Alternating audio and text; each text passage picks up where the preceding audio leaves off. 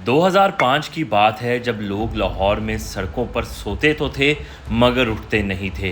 रातों रात मार दिए जाते थे। ये है कहानी ब्रिक किलर की।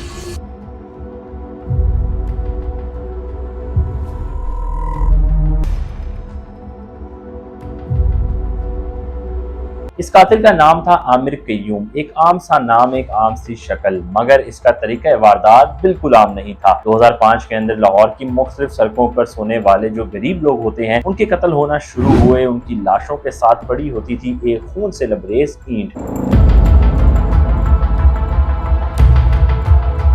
असल कहानी शुरू होती है आमिर कय्यूम के बचपन से। उसके बाप ने एक छोटी उम्र में ही उसको अपने घर से निकाल कर उसके अंकल डॉक्टर शाहिद के पास छोड़ दिया था, जिन्होंने बचपन से उसकी परवरिश की थी। मगर हालात कुछ ऐसे बने कि 40 साल की उम्र में डॉक्टर शाहिद, जो कि कय्यूम के अंकल थे, उनका कत्ल हो गया और ये कत्ल उसके दिमाग के ऊपर गहरे असरात छोड़ गया। इसी वजह से उसने सड़कों पर निकल कर आम लोगों को, जो बेबस थे, गरीब थे, बेघर थे, सड़कों पर सोते थे, उन्हें मारना शुरू किया। उसने जितने भी लोगों का कत्ल किया उनका आपस में कोई कनेक्शन नहीं था, कोई दुश्मनी नहीं थी। बस उसके कत्ल के अंदर एक बात कॉमन थी, वो थी रात को सोते हुए लोग। मर्डर्स बढ़ते गए, एक के बाद एक बंदा कत्ल होने लगा और पुलिस के पास कोई सीसीटीवी फुटेज, कोई सबूत नहीं था। सिर्फ और सिर्फ एक बात हर कत्ल में कॉमन थी, वो थी एक ईंट। इसी वजह से मीडिया ने इसको नाम दिया ब्रिक किलर और पूरी दुनिया में ये ब्रिक किलर के नाम से ही मशहूर हुआ। मगर पुलिस ने अपनी हिम्मत नहीं हारी और इस केस के पीछे लग चुके। जब मीडिया का इसके ऊपर इतना जोर था तो पुलिस के ऊपर भी काफी प्रेशर था कि इस कातिल को ढूंढ निकाला जाए। और एक दिन यूं ही हुआ कि एक ब्रेक थ्रू के जरिए आमिर कय्यूम को ढूंढ लिया गया। शाह आलम मार्केट के अंदर एक सड़क पर सोने वाले बंदे को जब आमिर कय्यूम मारने गया, उसने अपनी ईंट पकड़ के उसके सर पर मारी तो उसको काफी जोर से लगी और वो बेहोशी के करीब पहुंच चुका था। वहीं मौजूद एक करीबी गार्ड जो था, उसने ये मामला देखा।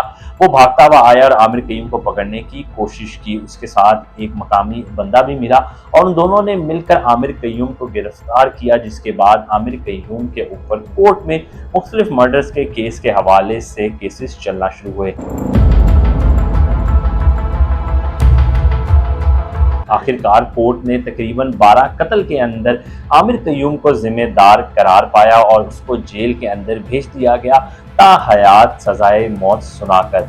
अभी तक आमिर कय्यूम को सजाए मौत तो नहीं दी गई, मगर आज भी वो बाल कोठरियों के पीछे सड़ रहा है और अपने इन किए हुए गुनाहों के ऊपर शर्मिंदा भी होता होगा। मगर सबसे हैरान कुन बात यह है कि जब से तफ्तीश में पूछा गया कि वो क्यों ऐसा करता था और कैसे करता था, तो उसने ये कहा कि वो रात को निकलता था, जो लोग रस्तों में सो रहे होते थे उन्हें ईंट से मार देता था और इस बात की उसको कोई नदामत नहीं थी, बल्कि उसको इस चीज में सुकून मिलता था। यानी ये सिर्फ एक मर्डर केस नहीं बल्कि साइकोलॉजिकल हॉरर था। एक ऐसा इंसान जो अंदर से खाली हो चुका था, इंसानियत उसकी खत्म हो चुकी थी और अपने सुकून के लिए वो मासूम लोगों का कत्ल करता रहता था। रात को सड़कों पर सोने वाले लोग आज भी डरते हैं कि कोई ईंट लेकर उनकी जिंदगी को तमाम ना कर दे। ये कहानी सिर्फ एक कातिल की नहीं बल्कि हम सब के लिए एक सबक आमोज बात है। जो लोग इस सोसाइटी के लिए इनविजिबल होते हैं उनका कत्ल करना कितना आसान होता है, और क्या अगर हम उन लोगों को एक बेहतरीन जिंदगी फराहम कर पाते तो शायद आज भी वो हमारे दरमियान मौजूद होते। ये कहानी सिर्फ एक कातिल की नहीं बल्कि उन लोगों की है जो सोसाइटी के लिए इनविजिबल होते हैं। वो लोग जो फुटपाथ पर सोते हैं, उन्हें मारना कितना आसान होता है इस केस से पता लगता है। और एक और सवाल जो हम सब के लिए उठता है कि अगर हम इन लोगों को एक बेहतरीन जिंदगी फराहम कर पाते तो शायद वो लोग आज भी हमारे दरमियान होते। और आप क्या समझते हैं कि आमिर कय्यूम सिर्फ एक कातिल था या फिर सोसाइटी की नाइंसाफी का नतीजा? इस तरह की मजीद वीडियोस देखने के लिए हमारा YouTube चैनल सब्सक्राइब करना ना भूलिए।